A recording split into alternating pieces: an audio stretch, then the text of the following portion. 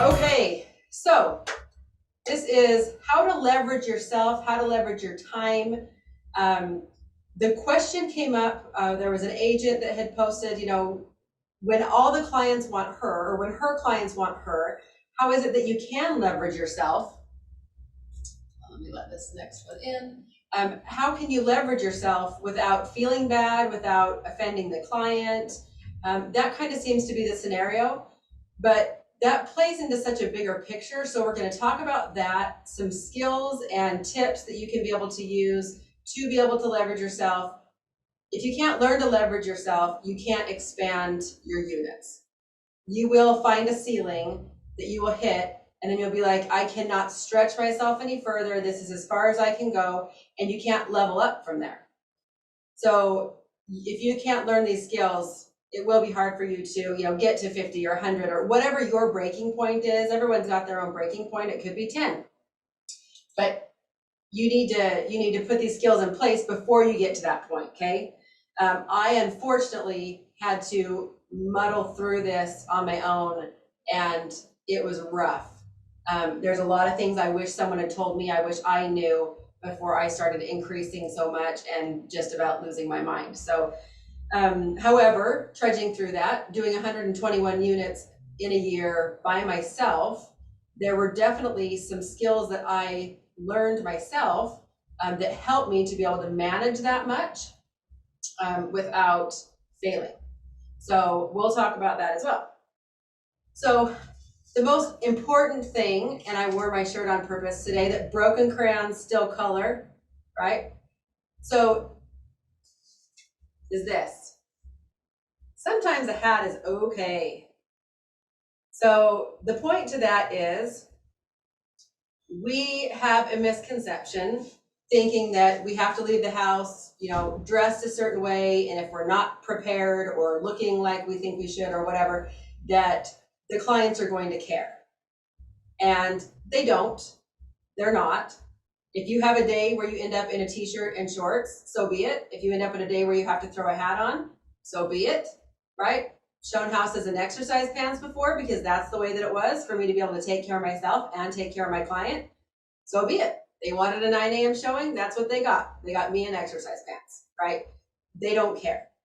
So yeah, there's definitely times when, you need to dress for success and depending on the client that you have.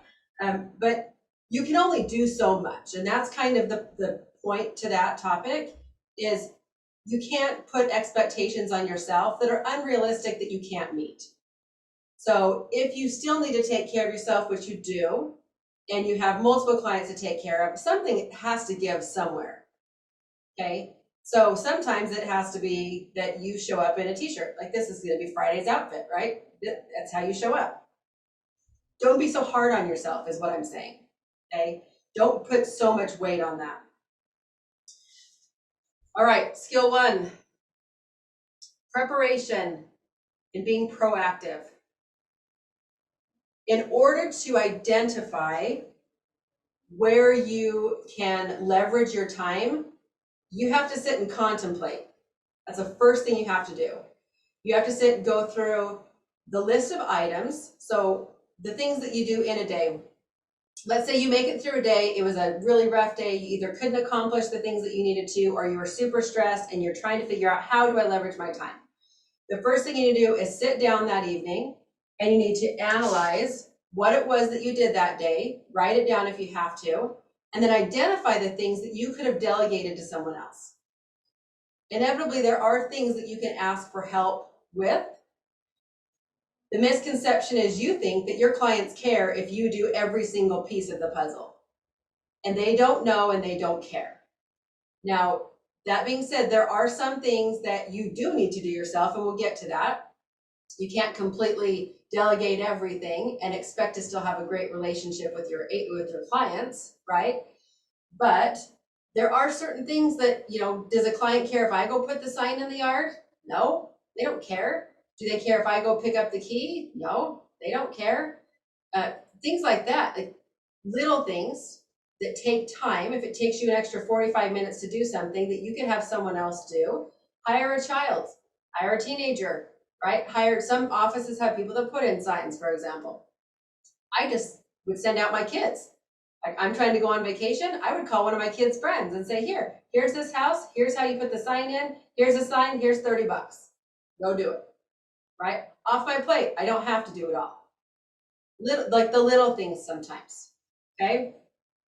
And we'll get to more of those little things here as we go through.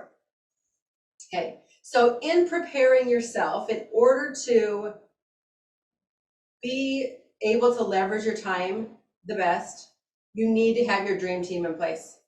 You have got to.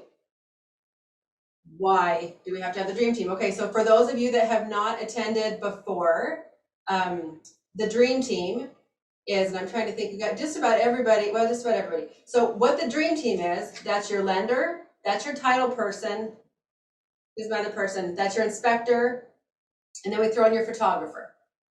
Okay, that's who you need to have as your absolutes on hands, right? And they're all big pieces of the puzzle, but I would say if I were to pick one that I just could not ever get rid of, well, I couldn't get rid of any of those. But the biggest thing that will give you a headache is the lending portion of things. It's the thing that you can't control. It's the thing that takes the most time, and it's the thing that can make or break your deal. Okay. So with the lending, the reason why it's important to have a dream team lender, a go-to, somebody that you know can get the job done, somebody that you can then, you meet a client, you gather their information, you talk about what they want, and then you pass them off to the lender, get them the app to do the application, pass them off to the lender. They can get going on that application. The lender does their job, right? You still check in, but the lender actually does their job. And then throughout the whole process, once you put an offer on something, the lender does their job and the house closes.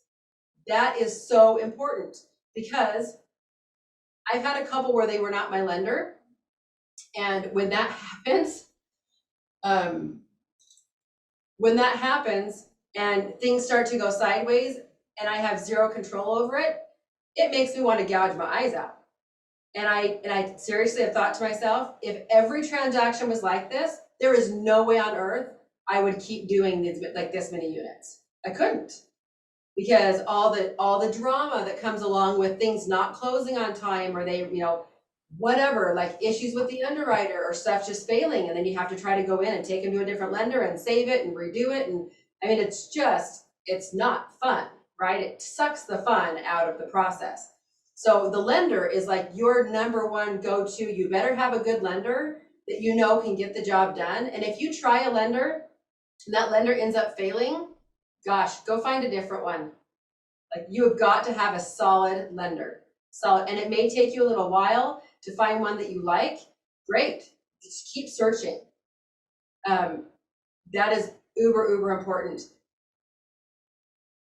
There's another class that I taught, and I talked about the lending. It's in the Blueprint library. What is your role with the lender? You still have a role to play in there to kind of glue it all together.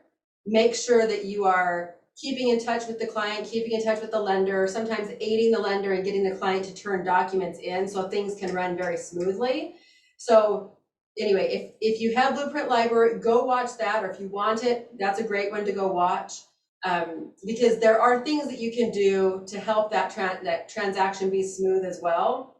But just from the get-go, leveraging your time is by getting that client. That's your job, getting the client, and then getting them to the lender, and then knowing that the lender is going to do their job. Otherwise, you're like beating your head against the wall, failing, and then redoing again, and redoing again, and redoing again, and it's not fun. Okay, here's another way to leverage your time. Find a friend. What do I mean by find a friend? So find a friend means if you're going to go out of town and you need a property shown, right? Because you're not here. Let's say you have a listing up, and or a buyer that's out on a search, right? And they decide that, hey, now I want to go look for houses. And great, you just went on a family vacation. Now what? Or you are already showing houses. Now what are you supposed to do? Because you got, this buyer that wants to go look at something. So let me give you two different scenarios. And before I move to that, I'm going to answer a question. So Jacqueline said, should you use a bank, a mortgage company, or a broker? Which is best? I don't like banks. I will tell you why I don't like banks, and I will tell you what to look for in a lender. So the best lenders are mortgage brokers, right? Mortgage companies, because they generally have a lot less red tape and not processes, but lines to get in. When you have a mortgage broker, I always ask, where's your underwriters? Because if your office is in Denver and your underwriters are in Seattle, right, then you are just a file. I know right there.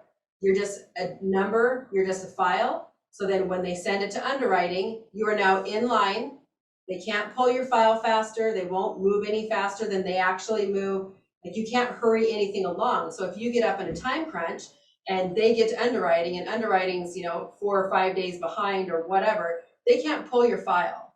They won't pull your file usually and move you any faster. They don't care. The banks never care, ever care if you're on time. The deadline for a closing date means nothing to them. Absolutely nothing. So I tend to go toward the mortgage brokers who have underwriters in their office building. Because if they have an underwriting question or we have a problem, they walk over to the underwriter and they say, okay, underwriter, and they talk to the underwriter about it so we can find a solution so that we can be able to move on. If you just have a random underwriter in a different state, it's a train wreck. Absolute train wreck. So that's the question when you're interviewing lenders. I always say, where's your underwriters? Where are they? And if they're in-house, that's your best bet to give them a shot because they can usually get the most done. Okay.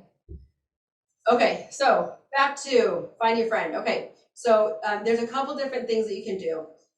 So find somebody, when I say find a friend, find somebody in your office. Find somebody that you guys can be a backup for. You don't have to hire an assistant at this point. You can just find somebody that says, hey, if you do it two different ways. Like, either if I'm gonna go on vacation, I need you to show something for me, can I pay you $100 to go show a house for me? That works really well, like with newer agents, or if you're a new agent, then you find another new agent as well and back each other up. Either you pay for your time, pay them for their time, or you just say, I back up you and you back up me. That works as long as, like for me, when I was super busy, and then I have agents that aren't quite, some agents that aren't quite as busy, it's not fair to say you back up me and I'll back up you when I have 5 things you have to take care of and I'm only taking care of one of your things. So I am very particular about making sure things are even, fair, not taking advantage of someone. So I will usually just pay them like $100 if they need to go show a house for me. Or if they have to write an offer or whatever, then we talk about, additional funds if they have to put more time into it if I'm gone, okay? So there's that. There is also the scenario where you are busy with one client, you get an additional client, and how do you do both at the same time? Okay, say you have 2 people, they're in town visiting for that day. So first line of defense is you're going to try to line them up for 2 different showing times. Okay. Sometimes I'll put a little fib in there, and the fib is, if this person wants to see this house, they both want to see a house at noon, let's say. I tell the first person, well, we can go see this one, but they want us to come at 11. Like, they have an opening at 11, and I'll just kind of bump them a little bit forward. And then the second person, I'll be like, oh, well, we can't get in till 3. Right? They don't need to know that we could have got in before then. I just say we can't get in until 3. Okay, so white lies doesn't hurt anybody. It just is manipulating, time frames to be able to suit you so you can be able to accomplish all the things that you need to and take care of both clients. If somebody's like adamant and they have to go like right now, and you need a second person, I have brought in a second person or another agent and said, hey, you know what? I can't, I've reached my limit. I can't. Either you pay them by the hour to go show a house for you, or you do a referral fee, like a reverse referral fee. So I sometimes will pay an agent 25% if they had to help with a lot of a transaction of mine, or if they had to go spend a day showing houses for me, something like that. So just leverage other people that also have time on their hands, and just figure out what works for you. But that's the find a friend. Okay. There's this. Okay, so you do the communicating. What do I mean by this? So another way that you can leverage yourself, some people use the transaction coordinators. A lot of offices have transaction coordinators that you can use that's already included. So when you have a transaction coordinator, that's great, okay? I get it. But beware, be careful. What I find with some people with transaction coordinators is they don't know then how to do their own job. Because you come into a brokerage and all you do is write up the documents, you pass everything to the transaction coordinator, and they schedule the inspections, and they communicate with the lender, and they talk to your client, and blah, blah, blah. So pretty much all you were was the vessel to show a house and write a contract, and then you're like MIA the rest of the time. That is not great for your rapport with your client if you are not communicating with your client. So it's okay if you want to use a transaction coordinator, that's great, and they're helpful. But if you go MIA number one in the transaction, then you are not continuing to be educated on the entire process and what's going on. And number two, if you're letting your transaction coordinator communicate with your client often, and they're not continuing to build that relationship and trust with you. So you're losing out on the future business of them being a return, repeat customer and sending referrals your direction, because they're not getting that attention and they know it. Okay. So that is important. If you're going to have a transaction coordinator, I'll have Kara as my assistant. I have her do stuff. She does a ton of crap in the background, but I will delegate everything to her that no one knows. So no one knows she exists, if that makes sense.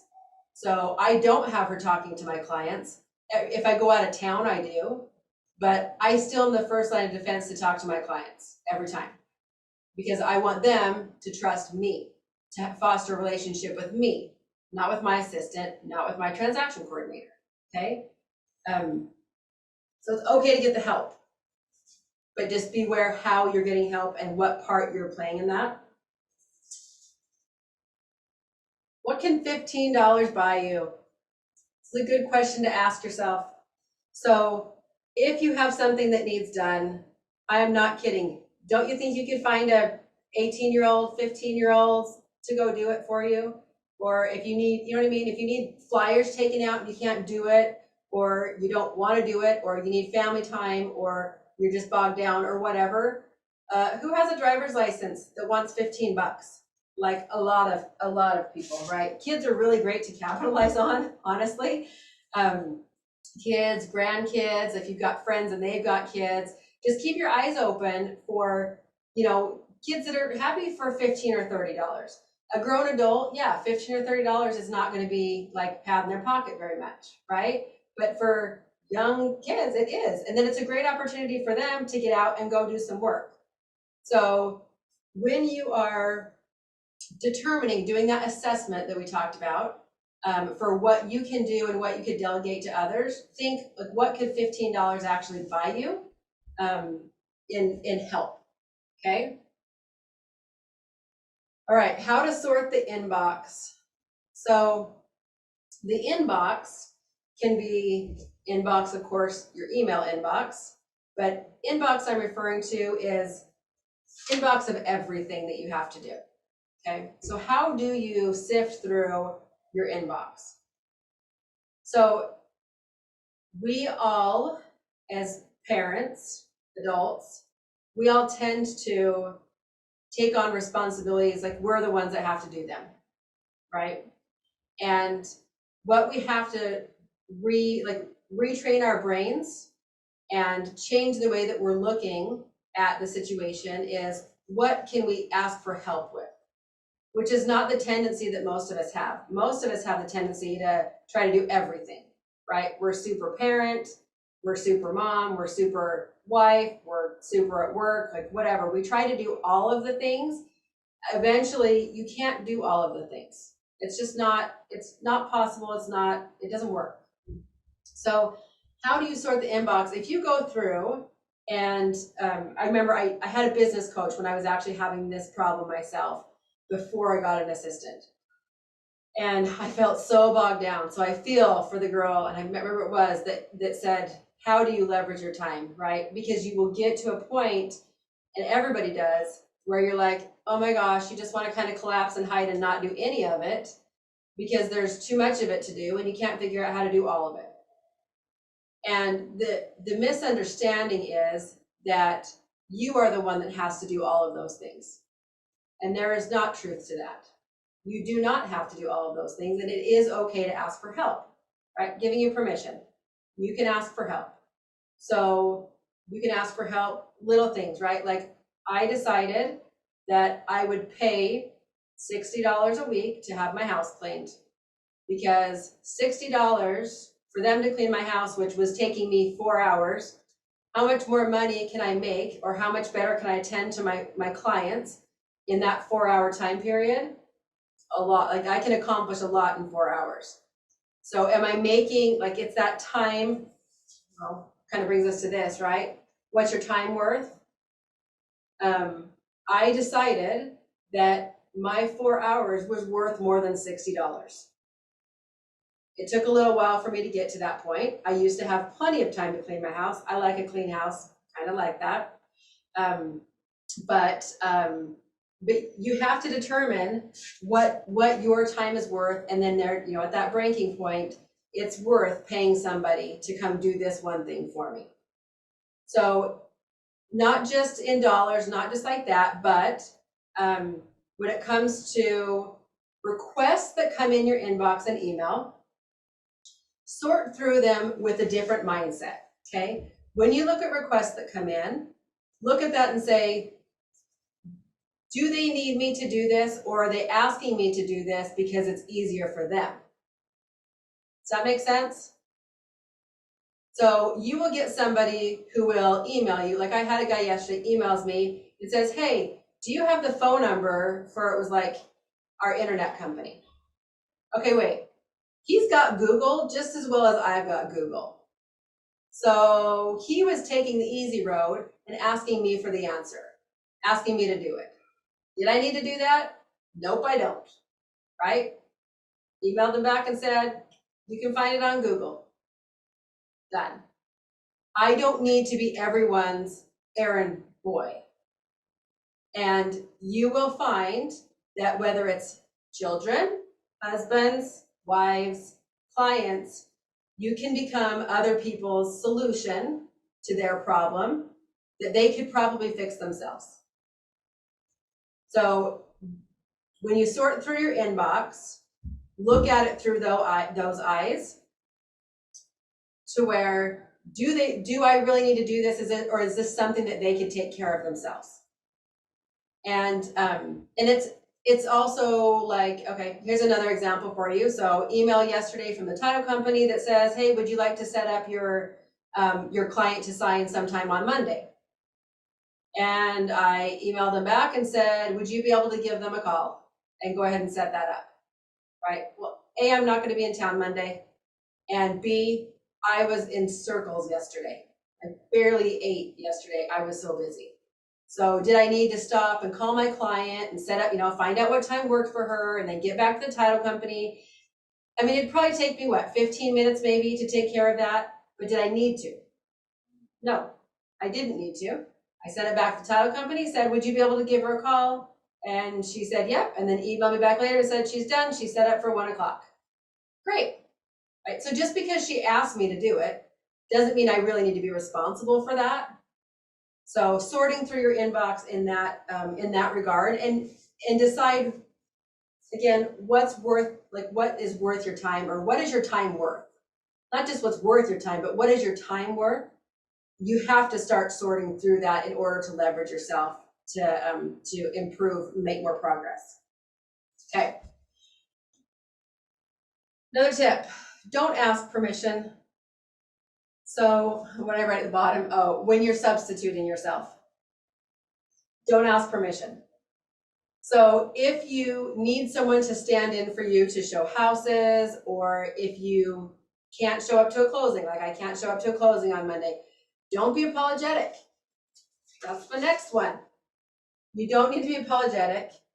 Don't bring it up at all. You don't need to ask permission. You don't need to say, I'm sorry. Act like this is just the way that it is. They don't know any different. They don't know any different. So for my client that I didn't schedule the appointment for and I won't be there, I will let her know I'm going to be out of town Monday. I will be on my phone if you need me. I looked over the closing statement. She looked over it. Everything looks great. If you have any questions, I'm available. I do always tell them that. But it's not oh, I'm sorry, I can't be there. Nobody cares. And if you point that out, if you point out that you're sorry, that triggers in them and in their brain where they think, oh, well, was she supposed to be here? So is she doing something wrong, right? Am I not getting the service I was supposed to be getting? See where I'm going with that? Just don't even mention it. It doesn't need to be said. This is the way that it is. You planned and predetermined what you can do in a day. Don't be apologetic for the things that you're not able to do, or if you're not able to show up for something. That's it. Same goes for, let's say you have like listings, putting a listing up and you send your photographer out to do photos. I used to go all the time, every time with my photographer to go do photos. I was always there. And there came a point where I had to call it. And I said to my photographer, are you okay if you go on your own? As long as it's not like some creepy person, right? I wouldn't send her to a creepy person, but are you okay to do it by yourself? And she said, yeah, I'm fine. Okay, so I didn't need to feel guilty that I was sending her to do photos by herself. She didn't care, right? I just had the mom guilt, thinking that I needed to be there. I have to be there for everything, and I don't have to be there for everything. So now when we do photos, I set the expectation for my client and I let them know, hey, photographer will be there at this time. She knows what she's doing. She's going to move some stuff. She'll put it back when she's done. Call me if you have any questions. I'll be on my phone. I already set the expectation. My client doesn't know any different, and I don't really need to be there. Do I need to walk around with the photographer for an hour and watch her take photos? No, I don't. She's very well trained now, so she knows exactly what to do. I will give her tips on if there's like specific things that I think or angles that I might want photos of.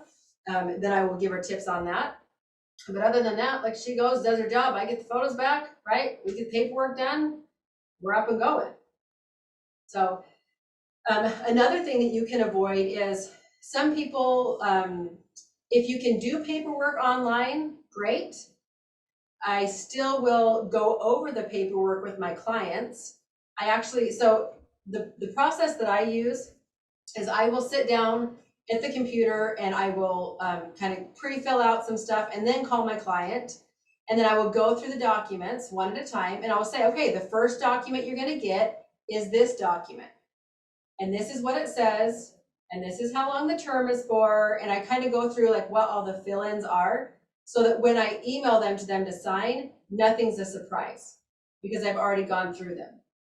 So I don't have to be at their house. I don't have to drive a half hour, right, to go do documents. I can do documents at home on the computer with the client and email them to sign.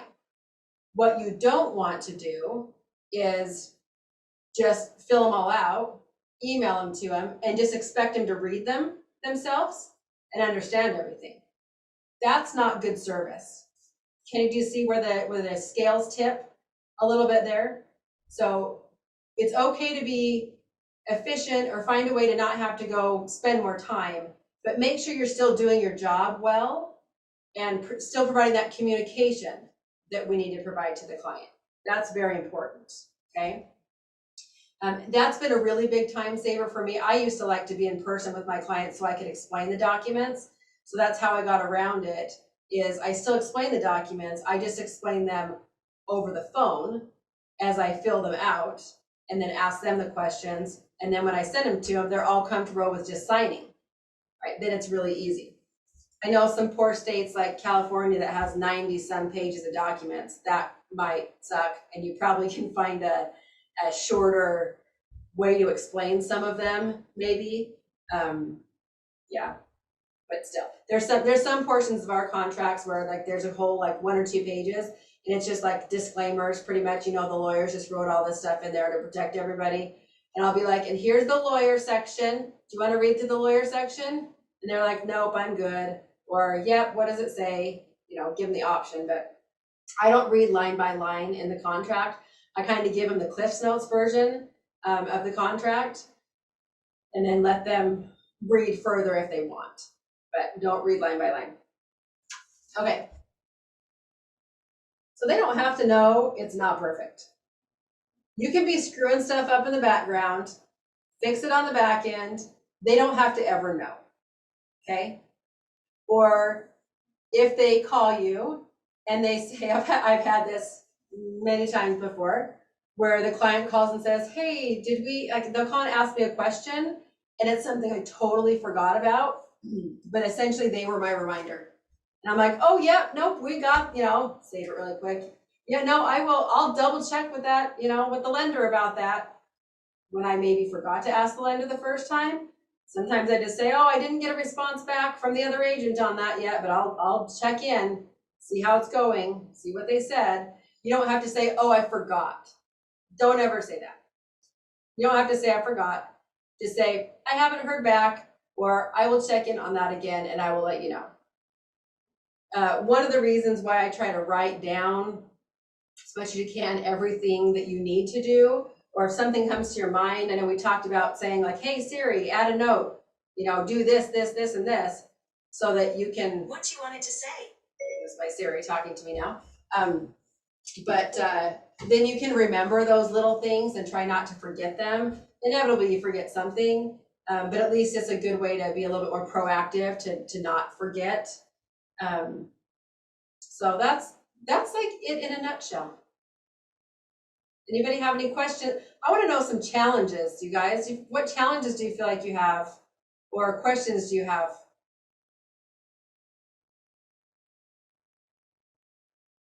One thing I didn't say too, while you guys are thinking, is the process. You've got the dream team, but you also have figure out your process. Figure out what works for you. My process that works for me is, I send the photographer out, I do the paperwork online, we get it input. As soon as the photos come in, we add the photos, we get it live, we throw the sign out, right? That's for listings. And then we have it set up for, showings. I write down the showings in my book so that I don't forget who's coming when. Make sure I text my client when the showing is so that I have a record that I told them when the showing was, so that we can all keep track. Like there's a certain process that I usually will have. And if you just figure out what process works for you, then you can start to increase your volume. What do you do with demanding clients? Oh heavens, yeah, demanding clients are frustrating, and you just wade through it until you're done. With a demanding client, you can try to contain them as much as possible, setting expectations. Okay, so so Caitlin says she has a client that's signed with her. If she doesn't reply within 10 minutes, then they call the listing agent. Sometimes they do. Sometimes you can't control it, right? You can't stress out that client has no patience. Like, that's it. And, I would say to tell them to text you, not call you, if they have questions about a property. And then what I will do is say, I will text back and say, okay, I'll check on that, or I'll call the listing agent right now.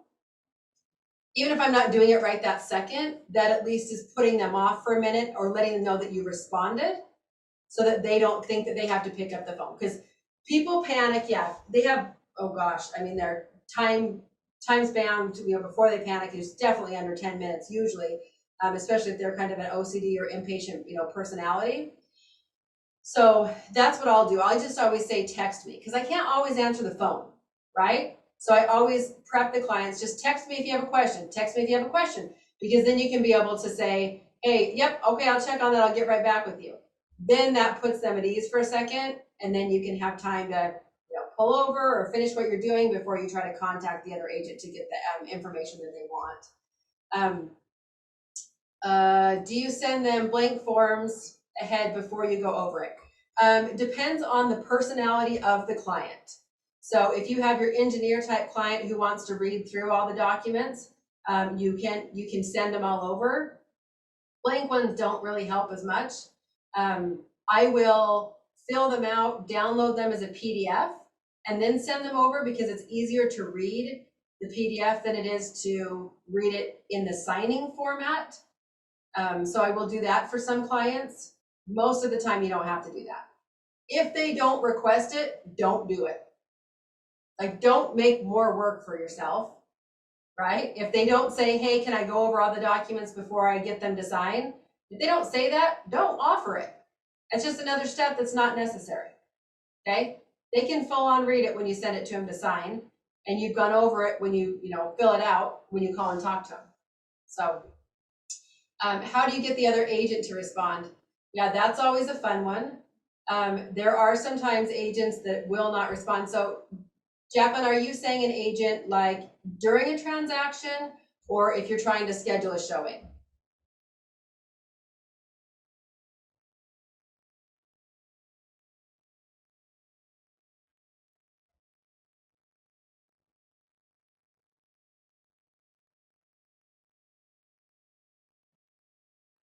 Going in? So I lost you for a minute. Go ahead. But a lot of times I'm trying to get a showing from a listing that's not in the MLS. So I have to call the management company directly, and it takes days for them to get back with me. And by the time it takes days to get back, well, then the house is gone. Yeah, I become annoying at that point. So I will call multiple times. I do not wait for people to call me back. If it's that type of situation and you know full on that either A, the house is really hot, right? So then it's gonna have a lot of traffic and it's gonna sell really quick, or B, that agent just doesn't respond to you very well, I will just keep calling over and over and over until they answer my phone call. Bad, right? But I do. So call him, send him a text message. Yeah. If it's a management company, you don't send a text, right? So I would just keep calling. Because they get a lot of phone calls that come in, and I'm sure, you get lost in the pile of responding to phone calls, and it's not their priority, so you have to make it your priority. Don't wait. Right. And then they're closed on the week. Yeah.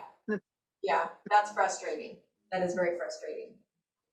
Yeah, just you be proactive. Yes. I always say, like, it's a 4-letter word, is the word assume. Is a 4-letter word to me. If you ever say that you assume that someone will get back to you, or you're waiting for them, or you assume that the client knows this, or you assume anything, this is not a business where you can assume anything. Over communication is the key, because the second you sit back and assume something, you will be wrong, and then someone will be unhappy or something will go wrong. So you've got to be proactive in communicating and never assuming, ever, ever, ever. So for example, if you email an offer to somebody, you don't assume they got it. If they don't confirm back that they received the offer, you best be calling them to let them know that you sent them an offer. And even at that, I always call to say, I'm sending you an offer, right? Give them a little bit of the information about it and let them know I sent them an offer. Connie says that time blocking is working for her. The Siri idea, yeah, is very helpful. And yes, you can set alarms. So I have so many alarms on my phone. You'll probably hear one go off here in a minute. I actually started setting alarms on my phone for reminders, not just for work stuff, sometimes for like motivational positivity, right? My first alarm that goes off I have one, it starts at 8:30 that says start working. Oh, there's that one right there now, 10:45. I have one at 9:30 that goes off. It says consistency compounds. And that's a reminder to me every day, right? Like the things that I'm doing, I know that they work. And even if I don't feel like doing them, I still need to get up and keep doing them over and over again, because the consistency compounds. You will make progress if you are consistent. I also had to start setting alarms to eat, believe it or not, because I will get busy working and I will not eat. And then I get starving and I'll eat a whole bunch later. So I have an alarm that says, eat 12 o'clock, go make lunch, 4:30, time to go in and start making dinner. so that it triggers me to remember, because you'll get busy doing things. So things that are important to you, and sometimes if you're struggling, then throw on some positive motivation. If you need some positive motivation during the day to keep you on task, or, you know, even a reminder, like, how are you doing with your time today? Or am I accomplishing my tasks today? Or whatever it is that you're struggling with, put an alarm on your phone. It is really helpful, because it breaks up your day, and it stops your brain for a second, and it makes you think. So that is really helpful. And you know what? If leveraging yourself is something that you struggle with, set an alarm that reminds you, I don't have to do everything by myself, right? Or, you know, anything. Like, just set yourself an alarm to remind yourself for what you struggle with. And then eventually you outgrow it, and then you can change it to something else. Eventually you'll stop paying attention to it, because you've now instituted that, and now you can move on to a new habit that you can create. So, Wilson, we're happy to have you here. Hope we see, well, next Wednesday we won't have class, but next Friday we won't have class. I'll put up a replay of past training. We have tons to choose from. So I might put out a poll in the Boost group for a few options that people can choose from. And then the one that wins, I will put that one up as a replay for next week, as I'm going to be out of town. So hooray. Hooray. All right, you guys. Well, good job taking time today too. I will tell you, you know, a little bit of like self-love time, a little bit of motivational time, a little bit of learning is important. And one thing that I recognized is, if you can't set aside, if you can't block off, you know, a half hour or 50 minutes for yourself, for even for education or motivation or whatever it is, how are you going to ever say no to a client or work around anything else? Right? If we can't take time to, you know, take care of ourselves, like, time management is the toughest thing in this job, because we have so many people pulling us so many different directions based on their schedules, not our schedules. It's always based on what works for them and their schedules. So setting expectations is also a very important piece of this puzzle, in being able to leverage yourself, because we want to set the expectation with the clients and the family and whatever, like, this is what I do at this time. And you'll be surprised, they will conform around that. If you respect yourself and your own time, then they will conform around you. They really will. So give it a shot. Right? Okay, have a fabulous weekend, everybody.